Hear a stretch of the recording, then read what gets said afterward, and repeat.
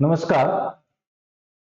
हमने जो श्रृंखला शुरू की थी वन लाइनर क्वेश्चन की, उसी के संदर्भ में अपन आगे देखते हैं। और संवैधानिक विकास की बात कर रहे थे और उससे जुड़े प्रश्नों को अपन लेके चले थे। उसमें अपन ने कुछ प्रश्न डिस्कस किए थे। आज अपन बात कर रहे हैं भारत शासन अधिनियम 1858 से जुड़े कुछ प्रश्न और आगे की व्यवस्था। देखिए कैसा प्रश्न है।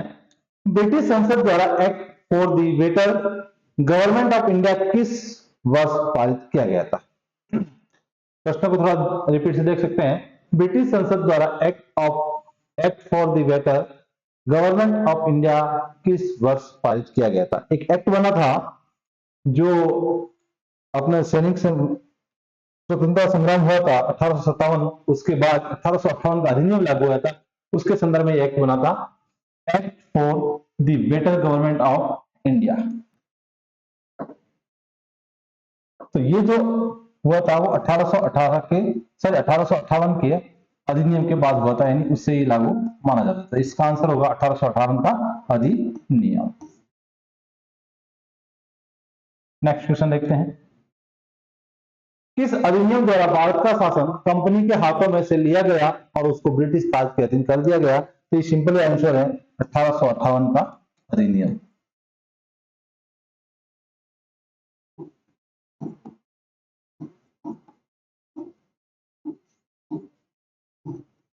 नेक्स्ट क्वेश्चन देखते हैं अपन। भारत सरकार अधिनियम 1858 के तहत अब गवर्नर जनरल को कहा जाने लगा? बहुत ही इंपॉर्टेंट क्वेश्चन है।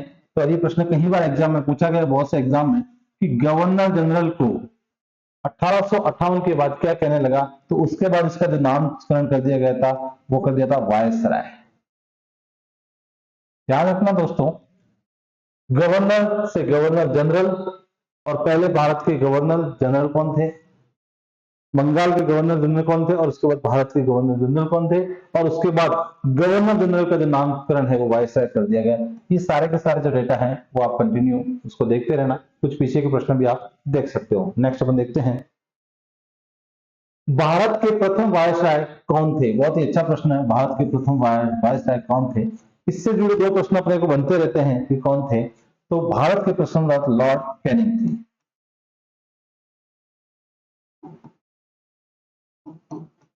अब अगर ये प्रश्न पूछा जाए कि भारत के अंतिम गवर्नर जनरल, तो भी उसका आंसर एक ही होगा। ध्यान रखना, ये प्रश्न थोड़ा दो तरह से घूमता रहता है। तो अंतिम गवर्नर जनरल की बात आएगी तो भी अपना लॉर्ड कैनिंग है, और प्रथम वायसराय है तो भी लॉर्ड कैनिंग, सॉरी कैनिंग न होगा, कैनिंग। नेक्स्ट, 1858 के अधिनियम के द्वारा बोर्ड ऑफ डायरेक्टर तथा बोर्ड ऑफ कंट्रोल को समाप्त करके इनके समस्त अधिकारों को किसे दे दिया गया था? तो ये जो है कि भाई पहले है वो कंपनी के लिए, और राजनीतिक व्यवस्था के जो नियम बने थे वो सारे समाप्त कर दिए। क्यों समाप्त कर दिए? क्योंकि यहाँ सारी की सारी व्यवस्था है वो ब्रिटिश सम्राट के दिन आ गई थी।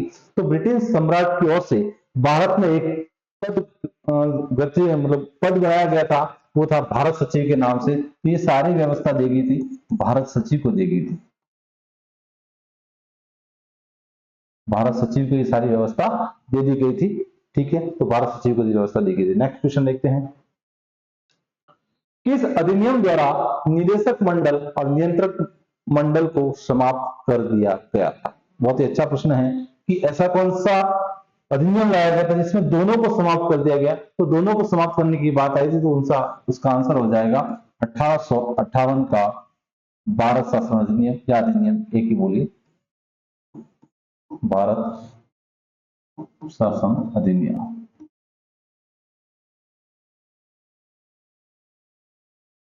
इसके तहत व्यवस्था दोनों समाप्त कर दी। नेक्स्ट क्वेश्चन, 1858 के अधिनियम के तहत भारत सचिव की सहायता के लिए उपबंध किया गया था। तो उसकी सहायता के लिए क्या व्यवस्था की गई थी? तो जब ब्रिटेन की महारानी के हाथों में शासन आ गया था तो उसके लिए पद किया व्यवस्था शुरू की गई थी, वो कहा गया था भारत सचिव। और भारत सचिव के कार्यों के लिए एक 15 सदस्य है वो दल होगा। तो 15 सदस्य भारत परिषद में शामिल होंगे, 15 सदस्य भारत परिषद में शामिल होंगे। ये उनकी व्यवस्था की गई थी और कार्य को बढ़ाया गया था। नेक्स्ट देखते हैं, किस अधिनियम के द्वारा भारत के गवर्नर जनरल को भारत सचिव की आज्ञा के अनुसार कार्य करने के लिए बाध्य कर दिया गया? यानी एक तरह से व्यवस्था की गई कि जो भारत का गवर्नर जनरल है वो सचिव की आज्ञा के बिना कार्य नहीं कर सकता है, उसको बाध्य, यानी क्योंकि ऐसी व्यवस्था करना बहुत जरूरी था, क्योंकि अब साम्राज्य था वो ब्रिटेन के हाथों में था या ब्रिटेन की महारानी के हाथों में था। तो इसका आंसर हो जाएगा 1858 के अधिनियम से। 1858 का भारत शासन अधिनियम, इससे व्यवस्था शुरू है वो कर दी गई थी। नेक्स्ट क्वेश्चन देखते हैं अपन, भारत राज्य सचिव का ब्रिटिश संसद के प्रति उत्तरदायी होने का क्या कारण था? ऐसा क्या कारण था कि वह भारत सचिव वो ब्रिटिश संसद के प्रति उत्तरदायी रह रहा था? तो इसका एक ही कारण था कि जो भारत राज्य सचिव था वो ब्रिटेन की संसद के प्रति उत्तरदायी था। इसका आंसर ये हो सकता है कि ब्रिटिश मंत्रिमंडल का वो सदस्य भी था, ब्रिटिश मंत्रिमंडल का वो सदस्य भी था।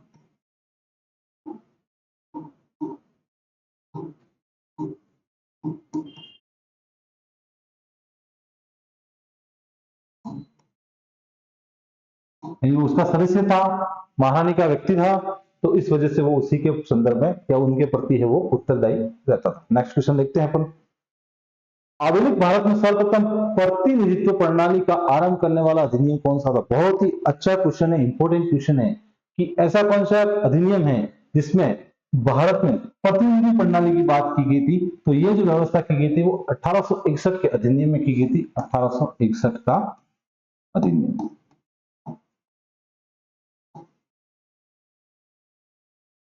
ये 1861 के अधिनियम में व्यवस्था की गई थी, इसका आंसर ये हो जाएगा। नेक्स्ट देखते हैं, इस अधिनियम के द्वारा सर्वप्रथम भारतीयों को कानून बनाने की प्रक्रिया में सम्मिलित किया गया? यानी इससे पहले भारतीयों को कानून बनाने का अधिकार नहीं था, एक नाम मात्र से उनको दिया गया था, लेकिन पहली बार क्योंकि यहाँ प्रतिनिधित्व की बात की गई है यानी भारत के लोगों को शामिल किया गया था, तो ये शामिल किया गया था 1861 के अधिनियम द्वारा।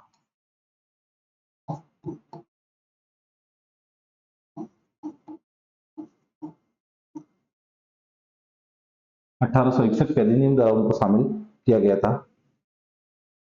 नेक्स्ट,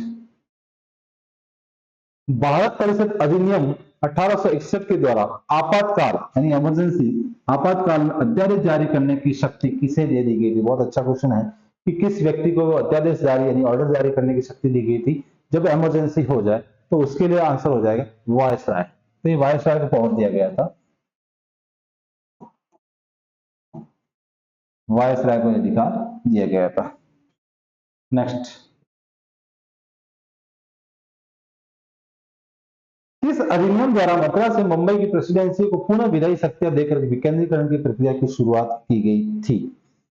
यानी मुंबई व मद्रास से दोनों को वापस विधायी शक्तियां देने के बाद ये प्रक्रिया कर दी, यानी विकेंद्रीकरण की एक तरह से शुरुआत की गई थी, क्योंकि इससे पहले केंद्रीकरण की बात की गई थी। तो ये जो इसका आंसर हो जाएगा 1861 का अधिनियम।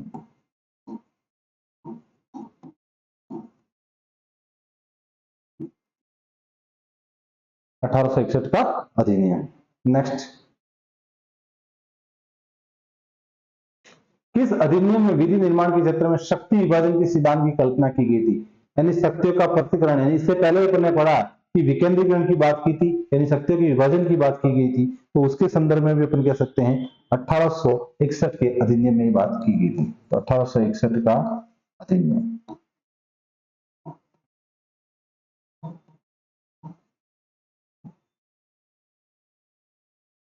नेक्स्ट, 1861 के भारत परिषद अधिनियम द्वारा वायसराय की परिषद को कानून बनाने की शक्ति प्रदान की गई, जिसके तहत लॉर्ड कैनिंग ने शुरुआत की थी।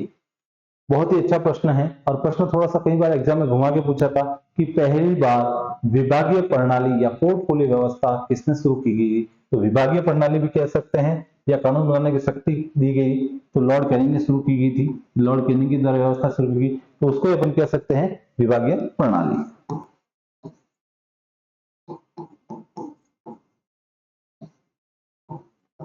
इसी व्यवस्था को पोर्टफोलियो व्यवस्था भी नाम दिया गया है।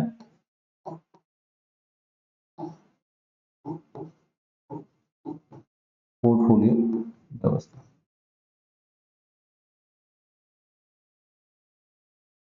कई बार प्रश्न ऐसा दिया जाता है कि विभागीय प्रणाली या पोर्टफोलियो का जनक किसे माना जाता है, तो लॉर्ड कैनिंग को माना जाता है इसका जो जनक माना जाता है।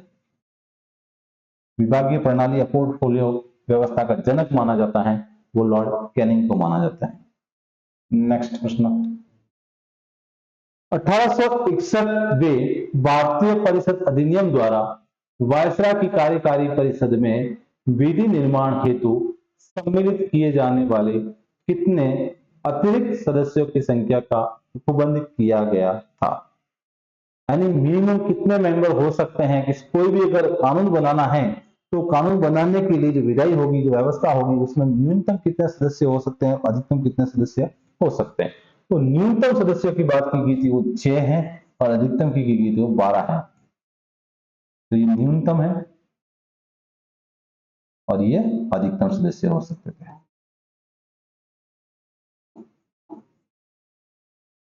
नेक्स्ट, भारतीय परिषद अधिनियम 1861 द्वारा वायसराय की कार्यकारी परिषद में सम्मिलित किए जाने वाले अतिरिक्त सदस्यों का कार्यकाल था। यानी ऐसे वो कैंडिडेट जो भारतीय परिषद अधिनियम में वायसराय की कार्यकारी परिषद में ऐड किए जाएंगे तो उनका एक्स्ट्रा जो समय होगा, कार्यकाल होगा, वो कितना होगा? तो कार्यकाल जो था वो 2 वर्ष था, 2 वर्ष के लिए।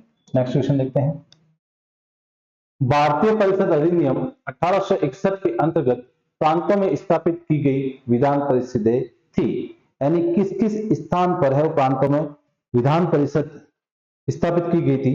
तो सबसे पहले अपन बात करते हैं कि विधान परिषद की स्थापना जो हुई थी वो सबसे पहले हुई थी बंगाल में, और बंगाल में की गई थी वो 62 में की गई थी, 1862 में की गई थी। उसके बाद एक उत्तर प्रदेश राज्य जो वर्तमान में है उसी तरह से एक राज्य था उत्तर पश्चिमी सीमा प्रांत, तो उत्तर पश्चिमी सीमा प्रांत राज्य में की गई थी।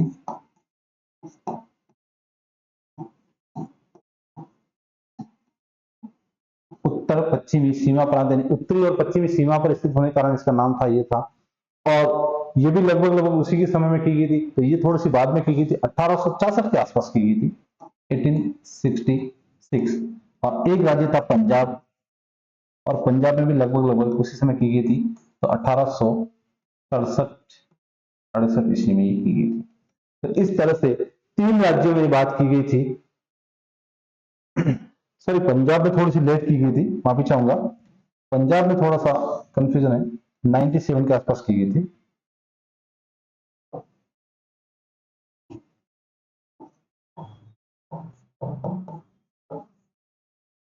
तो 3 राज्यों में की गई थी, बंगाल 1862, उत्तर पश्चिमी सीमा प्रांत 1866 और पंजाब में की गई थी 1897 और 98 के आसपास में ये व्यवस्था की गई थी। यानी प्रांतों में स्थापित की गई थी व्यवस्था कि आप भी अपने हिसाब से प्रांतों की व्यवस्था, सारे प्रांतों में विधान परिषद की व्यवस्था है वो स्थापित कर सकते हैं। नेक्स्ट,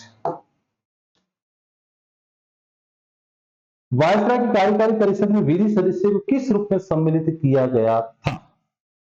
तो इससे पहले अपन देखते थे विधि सदस्य की जो बात आई थी वो 1833 के अधिनियम में बात आई थी, और चौथे सदस्य 3 सदस्य होते थे, चौथे सदस्य की बात की थी 1833 के अधिनियम में, और चौथे सदस्य के रूप में विधि सदस्य के रूप में जोड़ा था लॉर्ड मैकाले को। लेकिन 1858 के अधिनियम के पश्चात 61 में व्यवस्था की गई और 4 सदस्य कंपल्सरी कर दिए, और इस विधि सदस्य को जो स्थान दिया गया था वो 5वें सदस्य के रूप में दिया गया था, 5वां सदस्य। ये 5वां सदस्य हो सकता है, 5वें सदस्य के रूप में इसको स्थान दिया गया था। नेक्स्ट क्वेश्चन देखते हैं, वायसराय को परिषद के कार्य संचालन हेतु नियमों तथा आदेशों के निर्माण का अधिकार किस अधिनियम द्वारा दिया गया था? वायसराय की जो परिषद है वो कार्य को कंटिन्यू कर सकती हैं और नियमों और आदेश का निर्माण भी कर सकती हैं, तो उसके लिए किस अधिनियम द्वारा उसको आदेश दिया गया था? तो उसके लिए आंसर हो जाएगा 1861 का अधिनियम।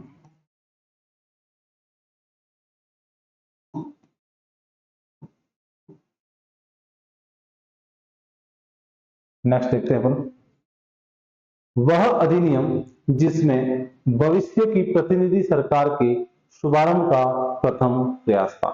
यानी आज जो अपन जिस सरकार की कल्पना करते हैं, जो लोकतंत्र की बात करते हैं, उस लोकतंत्र के बीजारोपण की जो बात कही गई है वो कहाँ हुआ था? कौन से अधिनियम के तहत अपने को पता लगता है कि बीजारोपण की बात की गई थी? तो उसकी बात अपन करते हैं, जो महसूस होता है वो 1861 का अधिनियम, क्योंकि इसी अधिनियम के तहत मोटे तौर पर विभागीय प्रणाली शुरू की गई, जिसे पोर्टफोलियो व्यवस्था कह सकते हैं।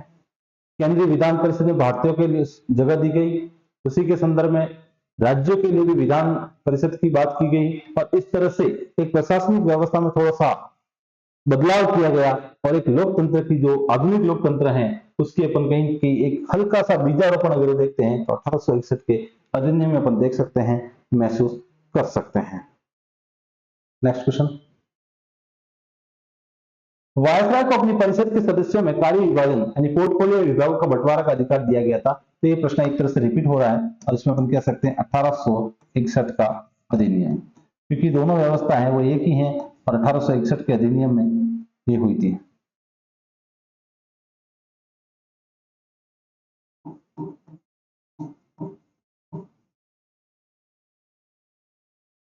अठारह सौ इकसठ के अधिनियम में हुई थी।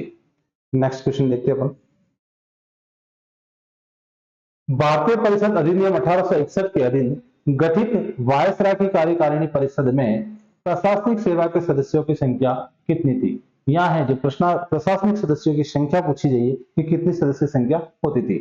तो वायसराय की कार्यकारी परिषद में प्रशासनिक सेवा एडमिनिस्ट्रेटिव व्यवस्था से जुड़े लोग कितने थे? तो उनकी सदस्य संख्या थी 3, मात्र 3। नेक्स्ट, किस अधिनियम ने मद्रास तथा बंबई प्रांतों की विधानसभा को विधि निर्माण हेतु सशक्त किया? तो ये जो मुंबई और मद्रास में प्रांतों की विधानसभा को विधि निर्माण हेतु बात की गई, प्रश्न ये पहले आ चुका है, इसको थोड़ा प्रश्न का तरीका बदला है, और उसका आंसर भी हो जाएगा 1861 का अधिनियम। तो इस तरह से संभावित जो क्वेश्चन बनने वाले हैं या क्वेश्चन जो आए हुए हैं, ये सारे के सारे क्वेश्चन है वो किसी न किसी एग्जाम में आ चुके हैं, और आगे भी एग्जाम में आने की संभावना है। इसी श्रृंखला को लेकर अपन चल रहे हैं, ऐसा नहीं है कि प्रश्न नहीं आए हुए हैं या फिर आने की संभावना भी नहीं है, दोनों चीजें कि आए हुए भी हैं और आने की संभावना बनी रहेगी, क्योंकि रिपीटेड क्वेश्चन बहुत ज्यादा है। नेक्स्ट, किस अधिनियम ने मद्रास तक बंबई प्रांतों को विधानसभा को विधि निर्माण हेतु सशक्त किया था? तो शायद मुझे लगता है कि ये थोड़ा सा प्रश्न दोबार टाइप हो गया है, माफी चाहेंगे इसके लिए। नेक्स्ट, केंद्रीय विधान परिषद सहित वायसराय को अतिरिक्त सदस्यों के मनोनयन का अधिकार किस अधिनियम के द्वारा दिया गया था? बहुत ही अच्छा प्रश्न है कि केंद्रीय विधान परिषद सहित वायसराय को अतिरिक्त सदस्यों के मनोनयन का अधिकार दिया गया था, यानी एक्स्ट्रा वो मनोनयन कर सकता है। ध्यान रखना, पहली बार मनोनयन शब्द का प्रयोग किया जा रहा है। मनोनयन यानी वो खुद अपनी इच्छा से संसार मनोनीत कर सकता है, और ये जो अधिनियम कौन से अधिनियम के तहत शक्ति प्रदान की गई, तो उसके लिए अपन बात कर सकते हैं 1892 का अधिनियम, और इसमें वायसराय को शक्ति दी गई थी या ये अधिकार दिया गया था कि आप है वो केंद्रीय विधान परिषद और अपने हिसाब से किसी सदस्य को मनोनीत कर सकते हो, मनोनयन कर सकते हो, ये मनोनयन की व्यवस्था ली गई थी। नेक्स्ट, केंद्रीय विधान परिषद में मनोनीत किए जाने वाले अतिरिक्त सदस्यों की संख्या कितनी थी या निर्धारित की गई थी? ये प्रश्न जैसे कि इससे पहले अपने पूछा गया 1861 में, तो उस समय जो है थी न्यूनतम सदस्य संख्या 6 थी और अधिकतम थी वो 12 थी। लेकिन यह हम देखते हैं कि न्यूनतम सदस्य संख्या 10 है और अधिकतम है वो 16 है। तो ये न्यूनतम सदस्य संख्या थी और ये है अधिकतम, और इसी के लिए ब्रैकेट में अपन आप इसको रिपीट कर सकते हो समझने के लिए कि 1861 में यही व्यवस्था थी जिसमें न्यूनतम जो थे वो 6 सदस्य थे और अधिकतम सदस्यों की बात की जाती है तो अधिकतम में थे 12। ठीक है, तो ये 1861 से लेके 1892 के 61 में ये परिवर्तन किया गया, इस तरह की व्यवस्था की गई थी। नेक्स्ट, बंबई तथा मद्रास की परिषद में गवर्नर द्वारा नियुक्त किए जाने वाले अतिरिक्त सदस्यों की संख्या निर्धारित की गई थी। यानी एक्स्ट्रा कितने सदस्य हो सकते हैं, अन्य सदस्य कितने हो सकते हैं, तो उसके लिए व्यवस्था की गई थी कि 20 सदस्य एक्स्ट्रा हो सकते हैं। ये 20 सदस्य एक्स्ट्रा होने का प्रावधान यहां पर दिया गया था। नेक्स्ट, बंगाल प्रांत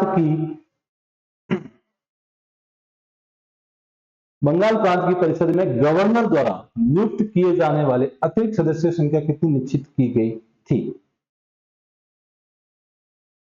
तो यहां पर भी अपन कह सकते हैं कि 20 सदस्य नियुक्त किए गए थे। नेक्स्ट, केंद्रीय विधान परिषद में अतिरिक्त सदस्यों का निर्धारित कार्यकाल कितना था? बहुत ही अच्छा प्रश्न है कि केंद्रीय विधान परिषद में अतिरिक्त सदस्यों का कार्यकाल कितना निर्धारित किया गया था। तो यहाँ जो अतिरिक्त कार्यकाल था उसका वर्ष था 2 वर्ष। 2 वर्ष। केंद्रीय विधान परिषद में अतिरिक्त सदस्यों का जो निर्धारण कार्यकाल था या निर्धारित कार्यकाल था वो 2 वर्ष किया गया था। नेक्स्ट,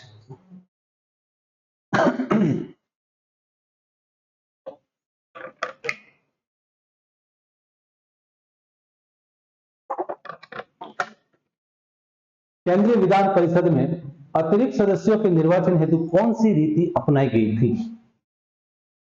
पहली बार निर्वाचन की बात की गई है। पहला तो ये ध्यान रखना है कि पहली बार एक निर्वाचन शब्द आया और निर्वाचन के लिए रीति या विधि की बात की गई है, दोनों बातें। तो पहली बार निर्वाचन की बात भी की थी, वो 1892 के अधिनियम में की गई थी।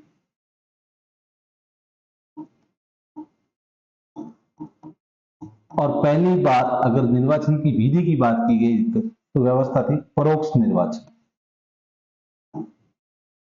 परोक्ष निर्वाचन की यहां पर बात की गई। नेक्स्ट, किस अधिनियम द्वारा केंद्रीय तथा विधान प्रांतीय दोनों विधान परिषदों के सदस्यों को बजट पर बहस करने एवं प्रश्न पूछने का अधिकार दिया गया था? पहली बार बजट पर बहस करने की बात है, बजट पर बहस करने एवं प्रश्न पूछने का अधिकार। अब यहाँ जो दिया गया था वो अधिकार था वो सीमित मात्रा में दिया गया था कि लिमिटेड प्रश्न पूछ सकते हैं, सीमित मात्रा में प्रश्न पूछने का अधिकार था।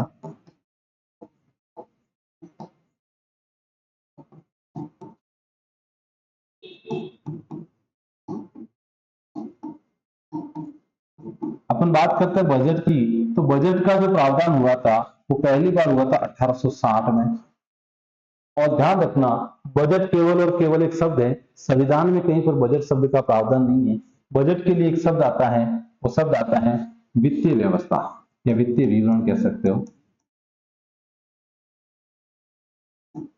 अगर बजट शब्द का सामान्य अर्थ अगर देखना जाए तो बजट शब्द का सामान्य अर्थ होता है वो होता है चमड़े का थैला।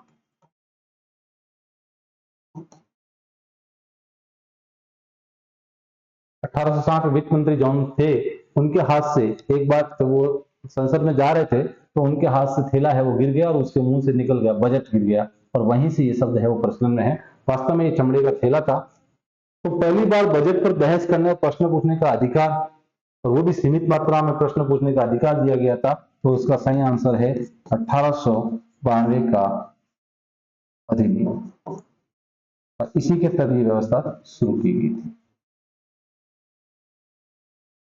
देख लीजिए एक बार, इसको आप नोट भी करना चाहे तो कर सकते हैं।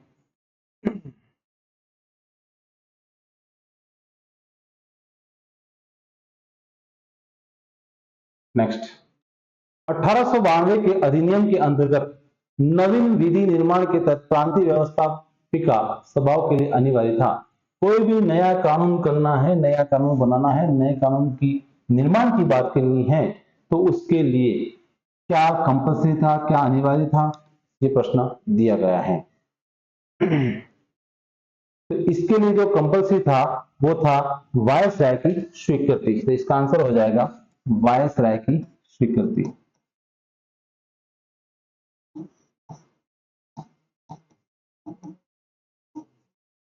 वायसराय की स्वीकृति। अब कई जगह अपने को सबको पता है कि 1858 के अधिनियम के बाद गवर्नर जनरल का नाम बदलकर वायसराय कर दिया गया था, लेकिन फिर भी कहीं ना कहीं आपको प्रश्नों के माध्यम से वायसराय के स्थान पर गवर्नर जनरल का प्रश्न नाम मिला हो सकता है, तो उसको लेके टेंशन नहीं है। ये प्रचलन में शब्द आया हुआ है, इसलिए अधिकतर इसी शब्द का है वो प्रचलन में यूज हो रहा है, प्रयोग हो रहा है, प्रचलन में है। तो ऐसा कहीं कंफ्यूजन मान के अपने प्रश्न को गलत नहीं करना है। नेक्स्ट, आपातकाल में विशेष आवश्यकता की स्थिति में गवर्नर जनरल को व्यवस्थापिका सभा की मदद से प्रांतों के लिए विधि निर्माण का अधिकार देने वाला अधिनियम कौन सा था?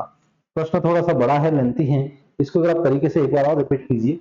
तो ऐसे प्रश्न आए जो आपको लग रहे हैं कि एक बार समझ में नहीं आया या उनकी भाषा है वो थोड़ी सी क्लिष्ट हो सकती है, तो अपने को 2 बार 3 बार पढ़ने में कोई दोहराए नहीं होना चाहिए। तो इस प्रश्न को रिपीट कर सकते हैं आप लोग। आपातकाल में कोई इमरजेंसी आपातकाल हुई या विशेष आवश्यकता की स्थिति में गवर्नर जनरल को, कोई गवर्नर जनरल यानी वायसराय, इसकी जगह वायसराय भी पढ़ सकते हो, और ये शब्द है वो अधिकतर आपको ऐसा ही मिलेगा। तो या गवर्नर जनरल या वायसराय एक ही बात है। को व्यवस्थापिका सभा की मदद से प्रांतों के लिए विधि निर्माण का अधिकार देने वाला अधिनियम कौन सा था? तो उसके लिए आंसर तो वही होगा आपका 1892 का अधिनियम।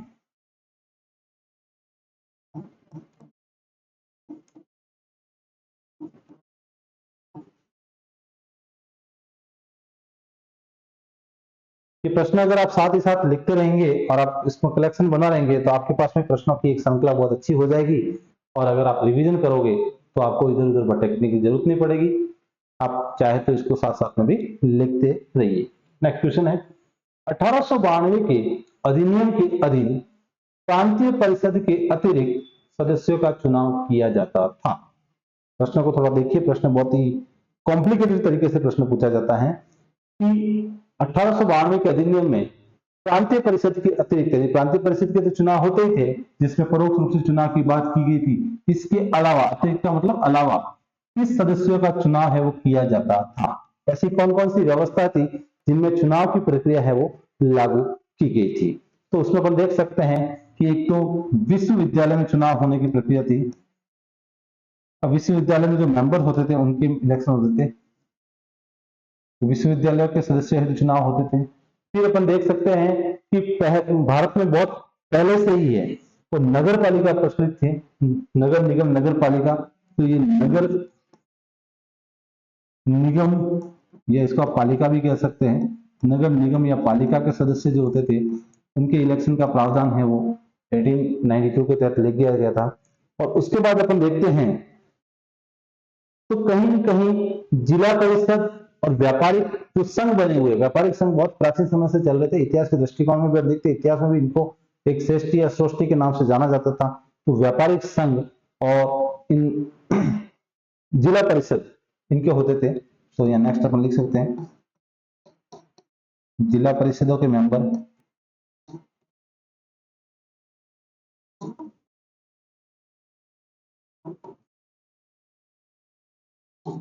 व्यापारिक संघ, व्यापार के लिए जैसे यूनियन बनती, ट्रेड यूनियन वगैरह होती थी, उसी के संदर्भ में उसका होता था।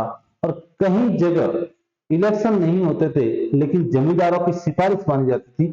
तो इसमें भी अपन जमींदारों की सिफारिश भी कह सकते हैं कि जमींदारों की सिफारिश।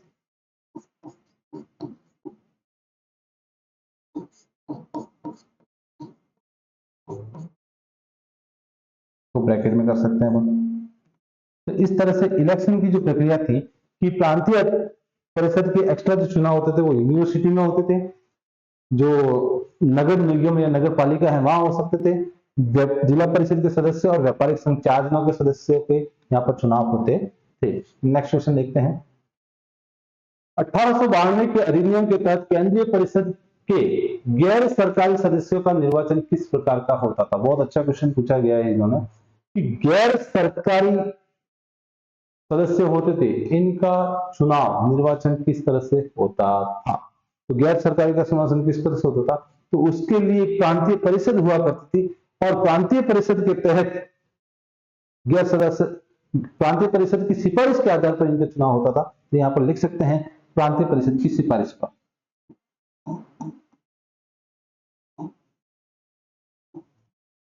प्रांतीय परिषद की सिफारिश पर होता था।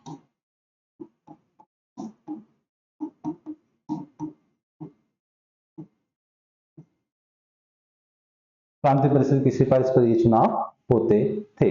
नेक्स्ट,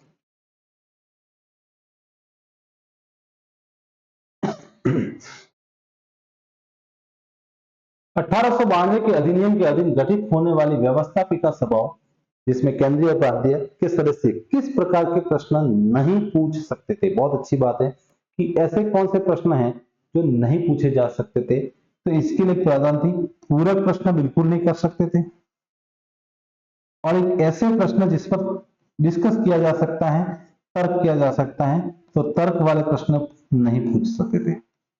इस तरह से दो प्रश्नों की बिल्कुल मनाही थी कि जिस पर यानी प्रश्न करने के बाद उसका जवाब मिलता है और जवाब मिलने के बाद वापस उसी जवाब के अनुसार प्रश्न किया जाता है, वो पूरक प्रश्न होता है। और ऐसे प्रश्न जिस पर बहस की जा सकती है, ऐसे प्रश्न है वो तर्क प्रश्न वाले होते थे।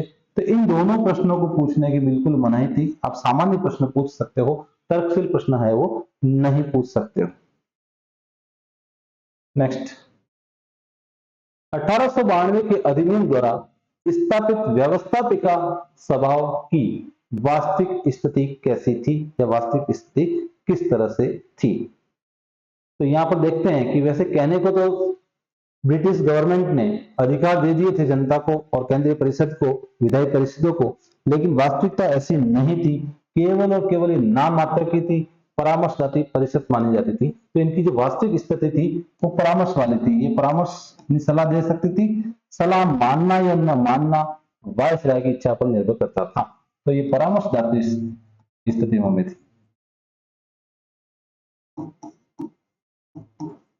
परामर्शदात्री स्थिति थी, ठीक है, क्योंकि सलाह अंतिम निर्णय जो है वो वायसराय का ही होता था।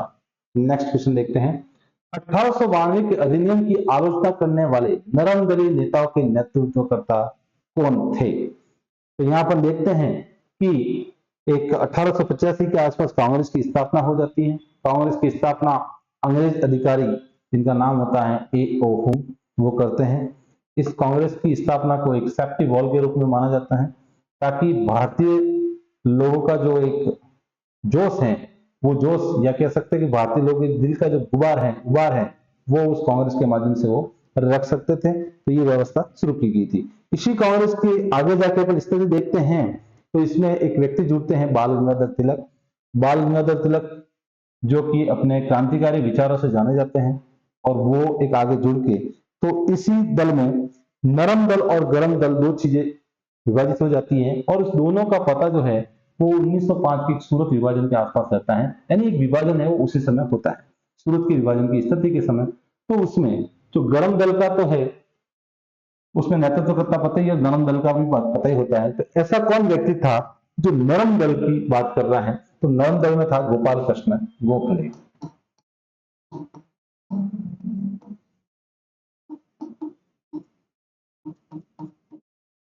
और अगर गरम दल की बात करते तो आपको पता ही, वो लाल बाल पाल भी नाम आपने बहुत बार पढ़े होंगे, तो वो थे नरम दल के। तो नरम दल विचारधारा के थे। और गरम दल की बात करते हैं लाल बाल और पाल, ठीक है। और कांग्रेस का स्थापना से लेके कांग्रेस के कौन कौन से अधिवेशन हुए, कहां हुए, कौन से अध्यक्ष थे, इसको लेके अलग से प्रश्नोत्तरी मैं आपके सामने पेश करूंगा। आज के प्रश्न है वो यहीं पर है। नेक्स्ट अगली क्लास में अपन बात करेंगे 1909 के अधिनियम से जुड़े प्रश्न, 1935 के अधिनियम से जुड़े, और 1909, 1919, 1935 और 1947 के अधिनियम से जुड़े प्रश्नों की बात करते रहेंगे। और फिर अपन भारत में जो संवैधानिक विकास है उसकी स्थिति को लेकर आगे से आगे कड़ी से कड़ी अपन जुड़ते रहेंगे। आप बने रहिए मेरे साथ में, और आपके सुझाव अगर कोई हो तो मुझे जरूर कमेंट करके बताइए। धन्यवाद।